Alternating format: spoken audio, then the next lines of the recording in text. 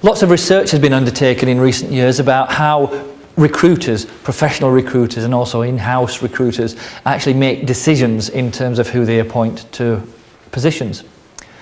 Now, when asked at the outset what were the most important components that helped them make a decision in who to recruit and who not to recruit, recruiters responded that there were two main factors. First one being work experience, and second being academic qualifications. Now that sounds really straightforward. Of course you want someone that has experience of doing the job, ideally, and someone that has backed up their work experience with a level of academic prowess. But the research identified that these two factors, whilst important, they weren't the main factor in a recruiter making a decision on who to appoint.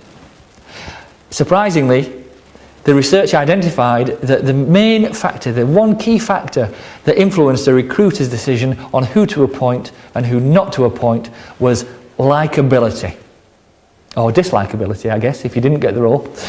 But this reflects that as well as wanting to make a good decision where someone is academically qualified and technically qualified through work experience, recruiters want to identify someone they can actually get along with, they can have a candid, enjoyable discussion with.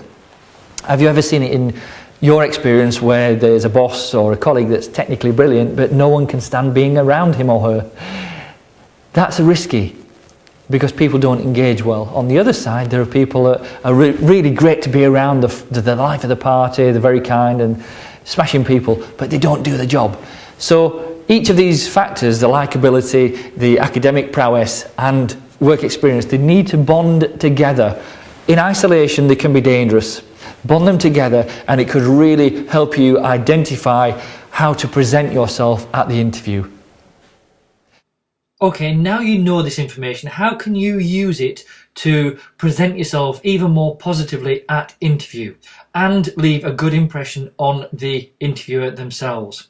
Please consider staying away from humour or comments relating to sex, religion, race or even politics. This isn't the time to do that.